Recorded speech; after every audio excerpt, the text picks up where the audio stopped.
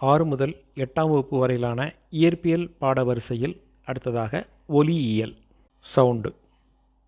அதிர்வுக்கு உட்படும் பொழுது ஒலி உருவாகிறது. ஒரு பொருளின் முன்னும் பின்னுமான இயக்கம் அதிர்வு எனப்படும். இந்த அதிர்வுகள் எந்த பொருளின் வழியே கடத்தப்படுகிறதோ, அது திடமாகவோ திரவமாகவோ வாயுவாகவோ இருக்கலாம், அது ஊடகம் என அழைக்கப்படுகிறது. ஒலியானது ஊடகமின்றி பரவுவதில்லை. அப்போ வெற்றிடத்தில் ஒலி பரவாது. செல்ஃபோனில் ரிங்டோனை வச்சுட்டு காற்று நீக்கப்பட்ட மணிச்சாடியில் வைப்போமானால் அந்த ஒலி நமக்கு கேட்பதில்லை என்பது வெற்றிடத்தில் ஒலி பரவாது என்பதை நிரூபிக்கிறது. ஒலி பயணிக்கக்கூடிய வேகம் எப்போதுமே திடப்பொருளில் அதிகமாக இருக்கும், திரவ பொருளில் அதை விட குறைவாக இருக்கும், வாயு பொருளில் ரொம்ப குறைவாக இருக்கும். தாமஸ் ஆல்வா எடிசன் 1877 ஒலிப்பதிவு சாதனத்தை கண்டுபிடித்தார். அதாவது ஃபோனோகிராஃப் அப்படின்னு சொல்கிறோம். இதன் மூலம் பதிவு செய்யப்பட்ட ஒலியை நாம் மீண்டும் கேட்க முடியும். இந்த ரெக்கார்டு பிளேட்டுன்னு முன்னாடி இருந்தது, அதுதான் என்னது அந்த ஃபோனோகிராஃப் அப்படின்னு சொல்லக்கூடியது. ஒலியானது ஒரு வினாடியில் பயணிக்கக்கூடிய தொலைவு ஒலியினுடைய வேகம் என அழைக்கப்படுகிறது. இதை மீட்டர் பெர் வினாடி அளவில் தான் குறிப்பிடுறோம். ஒலியின் வேகத்தினை கணக்கிடுவதற்கான சமன்பாடு வந்து v = n லாம்டா. இங்கே n அப்படின்னு சொல்லக்கூடியது வந்து அதிர்வெண், லாம்டான்னு சொல்லப்படக்கூடியது அலை நீளம். அலை நீளம் என்பது ஒலி அலையினுடைய அடுத்தடுத்த இரு அகடுகள் அல்லது முகடுகளுக்கு இடைப்பட்ட தூரம். இது லாம்டா எனக்கூடிய கிரேக்க எழுத்தால் குறிக்கப்படுது. அலைநீளத்தினுடைய அலகு வழக்கம் போல் மீட்ரு தான். நீளம்னு வந்துட்டாலே மீட்ரு தான். அடுத்து அதிர்வெண், ஒரு நொடியில் ஏற்படக்கூடிய அதிர்வுகளின் எண்ணிக்கை. அதிர்வெண்ணுடைய அலகு வந்து ஹெட்ஸ். ஒலியினுடைய வேகமானது வெப்பநிலை, அழுத்தம், ஈரப்பதம் போன்ற பண்புகளை பொறுத்து மாறுபடும். எந்த ஒரு ஊடகத்திலும் வெப்பநிலை அதிகரிக்கும் பொழுது ஒலியின் வேகமும் அதிகரிக்கிறது. 0 டிகிரி சென்டிகிரேடில் வெப்பநிலையில் காற்றில் ஒலியின் வேகம் 331 மீட்டர் பெர் செகண்டு. ஒரு செகண்டுக்கு 331 மீட்டர் போகும். அதே இது கொஞ்சம் வெப்பநிலை கூடிடுச்சுன்னா 22 டிகிரி செல்சியஸ் வெப்பநிலையில் காற்றில் ஒலியின் வேகம் 344 மீட்டர் பெர் செகண்டு. ஒலி திடப்பொருட்களில் வேகமாகவும், திரவப் பொருட்களில் மீடியமாகவும், வாயுப்பொருட்களில் மிக குறைவாகவும் பயணம் செய்யும்.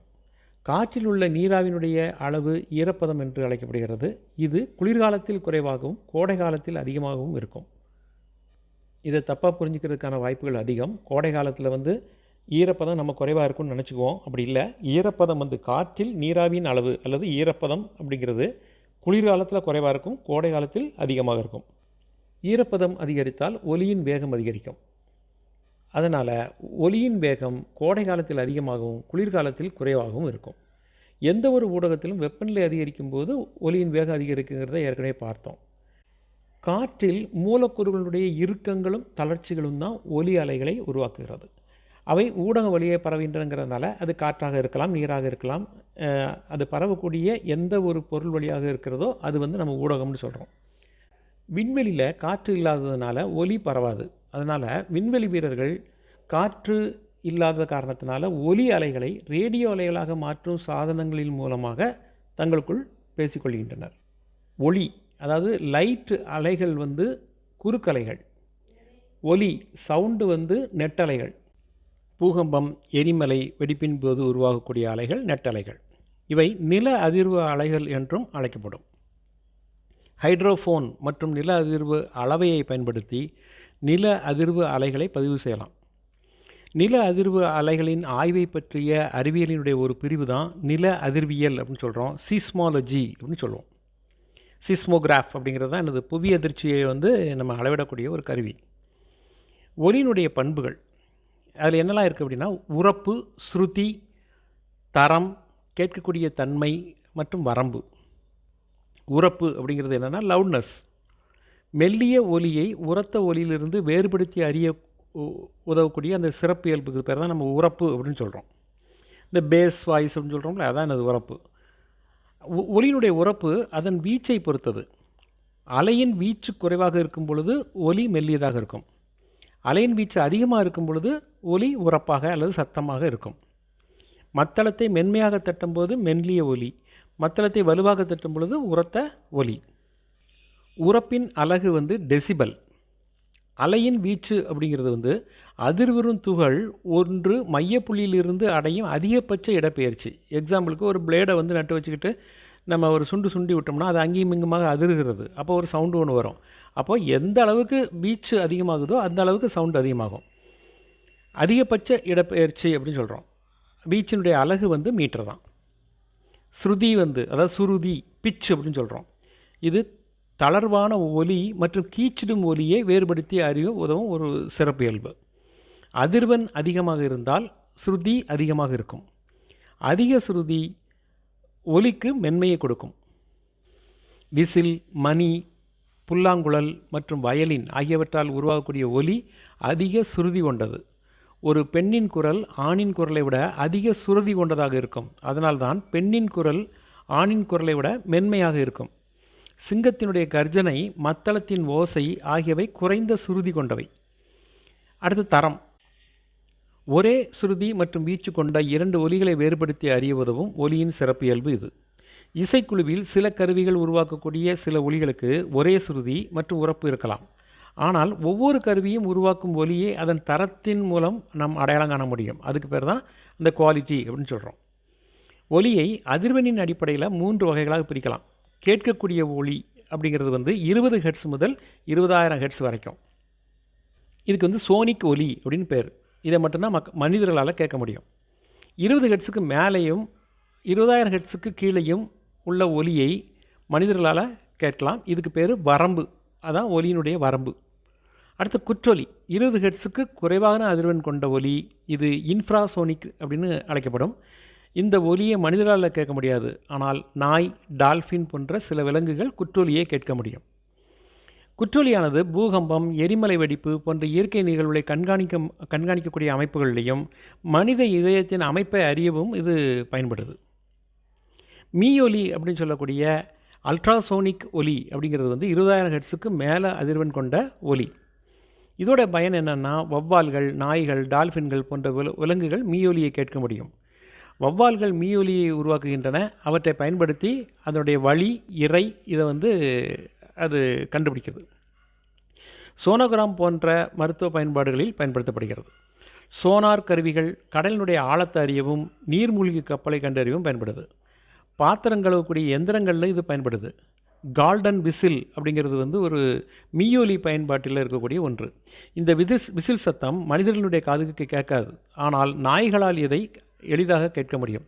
இது நாய்களுக்கு புலனாய்வு பயிற்சி அளிக்க இது பயன்படுகிறது. செவிக்கு மகிழ்வான உணர்வை தரும் ஒலி இசை எனப்படும். இசை வந்து சீரான அதிர்வுகளால் உருவாக்கப்படுகிறது. அடுத்து இசைக்கருவிகள். இந்த இசைக்கருவிகள் வந்து பல வகையில் இருக்குது. ஒலி அதில் வர்றதுனால நம்ம அந்த இதை வந்து இந்த சாப்டரில் படிக்கிறோம். காற்று கருவிகள். வெற்றிடக் குழாயில் ஏற்படக்கூடிய காற்றினுடைய அதிர்வுகளால் இந்த ஒலி உருவாகிறது. எடுத்துக்காட்டு வந்து எக்காலம் அப்படின்னு சொல்லக்கூடியது, புல்லாங்குழல், ஷெனாய், சாக்ஸஃபோன் இதெல்லாம் காற்று கருவிகள். நம்ம நாதஸ்வரம் கூட காற்று கருவிகள் தான். நாணல் கருவிகள் அப்படின்னு ஒன்று இருக்குது. இது அந்த கருவியில் இருக்கக்கூடிய நாணல். நம்ம அந்த சின்ன வயசில் பிபி அப்படின்னு வச்சுட்டு அதில் வந்து ஒரு சின்ன மூங்கில் துண்டு ஒன்று அதில் இருக்கும். அதனுடைய அதிர்வினால் ஏற்படுத்தப்படக்கூடியது. எடுத்துக்காட்டு வந்து ஹார்மோனியம், மவுத் ஆர்கன் ரெண்டுமே என்னது நாணல் கருவிகள். கம்பி கருவிகள். கம்பி அல்லது இலைகளுடைய அதிர்வுகளால் ஒலி உருவாக்கப்படுகிறது. இக்கருவிகளில் வெற்றிட பெட்டிகள் இருக்கும். கிட்டாரில் பார்த்திங்கன்னா ஒரு வெற்றிட பெட்டி இருக்குது. அதுக்கு முன்னாடி இருக்கக்கூடிய கம்பியை நான் அதிர்வுற செய்யும் பொழுது அந்த சுருதியான உரத்த ஒலி நமக்கு கிடைக்கிறது. எடுத்துக்காட்டு கித்தார், சித்தார், வயலின் இதெல்லாம். வீணை கூட சொல்லிக்கலாம். தாள வாத்தியங்கள் அப்படின்னு சொல்லக்கூடியது வந்து தட்டும் பொழுதும் அடிக்கும் பொழுதும் உரசும் பொழுதும் அல்லது மோதும் பொழுதும் ஒலியை உருவாக்குகின்றன. இவை பழமையான இசைக்கருவிகள். இவற்றில் தோலாலான ஒரு சவ்வு இருக்கும். அந்த ஜவ்வு ரெசனேட்டர் அப்படின்னு சொல்லக்கூடிய ஒரு வெற்றிட பெட்டியில் 2 பக்கமும் கட்டி குறுக்க கட்டியிருப்பாங்க. அப்படி அந்த ஜவ்வு தட்டப்படும் பொழுது அந்த ரெசனேட்டருக்குள்ளே இருக்கக்கூடிய காற்றானது அதிர்வடைந்து ஒலியை உருவாக்குகிறது. எடுத்துக்காட்டு மத்தளம், தபேலா இவையெல்லாம். மனிதரில் வந்து ஒலி எப்படி கேட்குது அப்படின்னா, மனிதனுடைய குரலானது லாரிங்ஸ் எனப்படக்கூடிய குரல் பெட்டியிலிருந்து உருவாகிறது. குரல் நாண்கள் குறுகிய பிளவுகளை கொண்டுள்ளது. நுரையீரலிருந்து வெளியேறும் காற்று குரல் நாணை அதிரச் செய்து ஒலியை உருவாக்குகிறது. ஆண்களின் குரல் நாண் தடித்தும் நீளமாகவும் இருப்பதால் அவர்களின் குரலானது பெண்களின் குரலை விட சுருதி குறைந்து கனமானதாக இருக்கிறது. ஒலியை கேட்க உதவக்கூடிய முக்கியமான உறுப்பு காது. மனித காதினுடைய வெளிப்பகுதி காது மடல் எனப்படும்.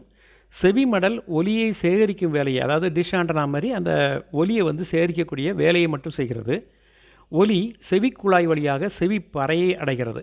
அதுக்கு பேர் டிம்பானிக் ஜவ்வுன்னு பேர். இது கேட்க வாய்ப்புண்டு. செவிப்பறைக்கு என்ன பேர் அப்படின்னா டிம்பானிக் ஜவ்வு.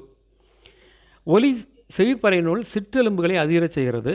ஒலி அதிர்வுகளானது செவிப்பறை சிற்றெலும்புகள் வழியாக உட்செவிக்கு சென்று பின்னர் சமிக்ஞைகளாக சிக்னல்களாக மூளைக்கு அனுப்பப்படுகிறது.